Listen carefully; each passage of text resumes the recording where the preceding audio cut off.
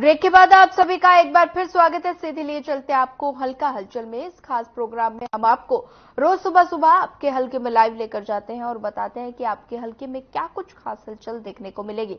तो चलिए सीधे लिए चलते हैं पलवल, जहां से प्रवीण आहूजा हमारे साथ जुड़ गए हैं। प्रवीण आहूजा, आज आपके हल्के में क्या कुछ खास हलचल देखने को मिलेगी?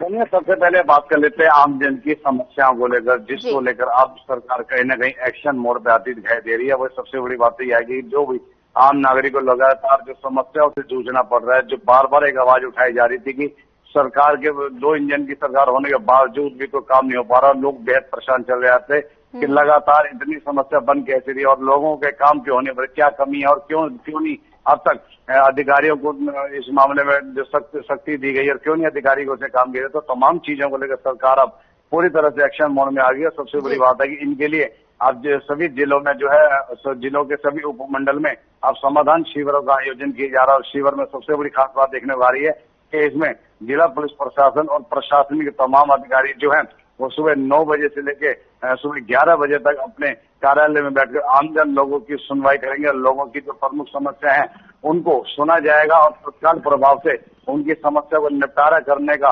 मौके पर काम भी किया जाएगा। इसके साथ साथ प्रदेश के मुख्यमंत्री नायब सैनी ने ये भी कहा कि जो भी अधिकारी काम नहीं करेगा या जो लोगों की जो समस्याओं को उनकी कार्रवाई नहीं हो पाएगी तो उन्हें कारण भी बताना होगा और उनके खिलाफ सख्त कार्रवाई की जाएगी। तमाम सख्त कार्रवाई को देखते हुए अब जिला प्रशासन के जो तमाम उपमंडल है वहां पर अब इस तरह के जो है जो शिविर लगाए जाएंगे। खास करके इन शिविर के दौरान जो मुख्य जो काम होंगे, जैसे कि एनओसी है, राशन कार्ड बनवाने का काम है, राशन वितरण का मामला है, अपराध से जुड़े मामले हैं और बिजली, सिंचाई, जन स्वास्थ्य और सामाजिक सुरक्षा, पेंशन और वृद्धा पेंशन और दिव्यांगता और विधवा पेंशन के तमाम जो मामले हैं उन पर पूरी तरह से सुनवाई की जाएगी। और सुनवाई के दौरान जो सबसे बड़ी बात है कि जो भी कार्रवाई नहीं होगी और तमाम लोगों से पूछताछ भी की जाएगी कि क्या जब वो कार्यालय पहुंचे थे क्या उन लोगों की जो उनकी समस्या थी कि उन समस्या पर अधिकारी ने सुनवाई करी या नहीं करी, उनका काम हुआ या नहीं हुआ। तो तमाम सब चीजों की मॉनिटरिंग कमेटी भी बनाई जा रही है, जिसको लेकर सीधा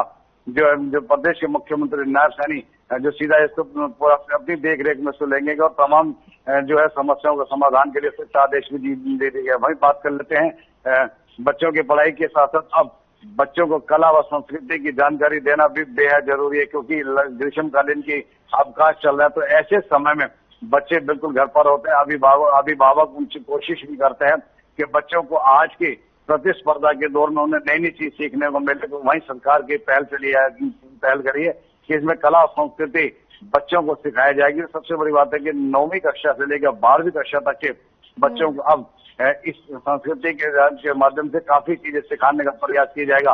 और खास करके सबसे बड़ी बात देखने वाली इसमें ये होगी कि जो बच्चे हैं इन ग्रीष्मकालीन की छुट्टियों में अक्सर कहने के वो घर पर रहते हैं लेकिन कई बार काम नहीं पाता, तो उनको मजबूत बनाने के लिए सबसे बड़े उसके साथ साथ योग और सांस्कृतिक कार्यक्रम भी इसमें जोड़ा गया ताकि बच्चे स्वस्थ भी रहें और सांस्कृतिक कार्यक्रम से जुड़े भी रहे। तमाम चीजों को लेकर बच्चों को एक नई चीज सिखाने का प्रयास किया जा रहा है ताकि भविष्य में बच्चे जो हैं अपने साथ साथ उज्जवल भविष्य के साथ अपने कौशल विकास की तरफ भी ध्यान दिया जाएगा। साथ साथ इनको रोजगार के बारे में भी बताया जाएगा कि रोजगार भी किस तरह से रोजगार पाया जाता है और कैसे रोजगार करना चाहिए। तमाम सब चीजों को लेकर एक साथ पहल भी देखी जा रही है। जी बिल्कुल प्रवीण, हरियाणा सरकार की अगर बात की जाए तो नतीजों के बाद हरियाणा सरकार एकदम एक्शन मोड में नजर आ रही है। लगातार योजनाओं का शुभारंभ किया जा रहा है। मुख्यमंत्री लगातार लोगों से मिल रहे हैं, समस्याएं सुन रहे हैं और समस्याओं के लिए जल्द ही अधिकारियों को निर्देश भी जारी किए गए हैं।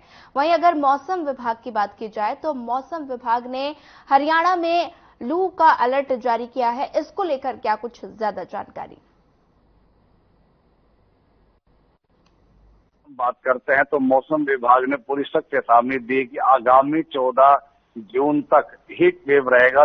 पूरी तरह से गर्मी का प्रचंड गर्मी का प्रभाव देखा जाएगा। इसके लिए हम सबको बचना होगा और उसके लिए जो तमाम जो स्वास्थ्य विभाग की ओर से एडवाइजरी जारी की गई उसका भी विशेष करके पालन करना होगा। और खास करके जो घरेलू नुस्खे हैं उन्हें भी आप लोगों को अपने घर के अंदर रहकर अपनाना होगा, क्योंकि लगातार हीट वेव की समस्या बढ़ रही है, जिस कारण जो वृद्ध लोग हैं, जो बच्चे हैं, उन्हें कहीं ना कहीं पेट की बीमारी से संबंधित काफी दिक्कत का सामना करना पड़ रहा है। लगातार अस्पतालों में, चाहे वो निजी अस्पताल हो चाहे वो नागरिक अस्पताल हो, तमाम जो पीड़ित लोग हैं वो लगातार उनकी संख्या में बढ़ोतरी देखी जा रही है।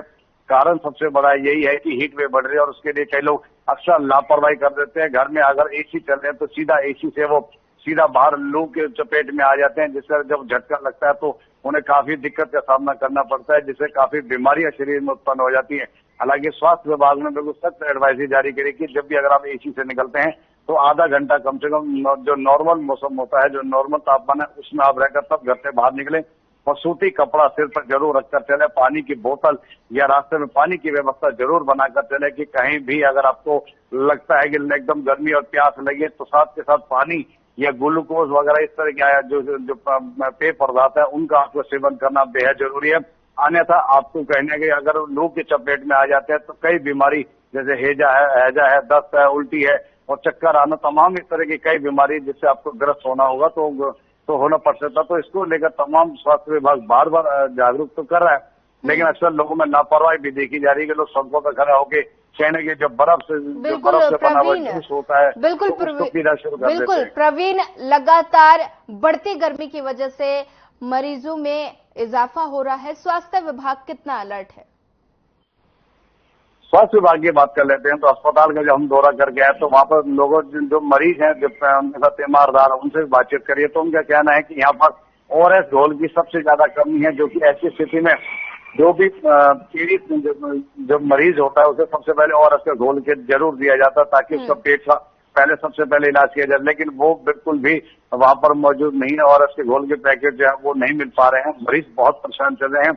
OPD लगातार बढ़ रही है तो दवाइयां नहीं मिल पा रही, तो लोग बेहद परेशान है। स्वास्थ्य विभाग को नागरिक जो जितने मरीज वहां पहुंचे वो बार बार कह भी रहे हैं कि उनको दवाइयां होनी बहुत जरूरी है, तो वो अभी जो है जिसे देखने काफी कमी देखी जा रही है। तो तमाम जो मरीज हैं उन्हें काफी दिक्कत का सामना करना पड़ रहा है। सबसे बड़ी बात है कि ऐसे लू की चपेट के मौसम में स्वास्थ्य विभाग को पहले से ही ध्यान देना चाहिए था कि जो भी मरीजों की संख्या स्वाभाविक है बढ़ेगी, क्योंकि तापमान लगातार बढ़ रहा है और जो ग्लोबल वार्मिंग की चेतावनी भी बार बार दी जा रही है कि आप जो है पर्यावरण को मत बिगाड़िए, पर्यावरण को बचाना सीखिए, ताकि अगर पर्यावरण को बचाया जा सकता है तो तभी हम लोग बच पाएंगे। क्योंकि अगर ये स्थिति अगर आज की है तो आने वाली पीढ़ी में हम क्या दे पाएंगे और किस तरह से पीढ़ी का बचाव कर पाएंगे, तो तमाम चिंता का विषय बन गया। लेकिन स्वास्थ्य विभाग की बात करें तो जो मरीज वहां पहुंचकर अधिकारियों से बात भी करते हैं, लेकिन उन जो मरीजों की कहीं लगता सुनवाई नहीं हो पा रही और बार बार ये कहा जा रहा है कि वेयर हाउस में दवाइयों की कमी है, या अन्य कहने के कारण देकर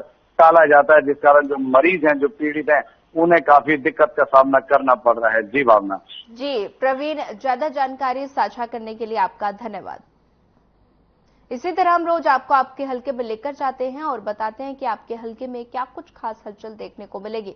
वहीं फिलहाल इस बुलेटिन में इतना ही। ज्यादा खबरों के लिए बने रहिए हमारे साथ। नमस्कार।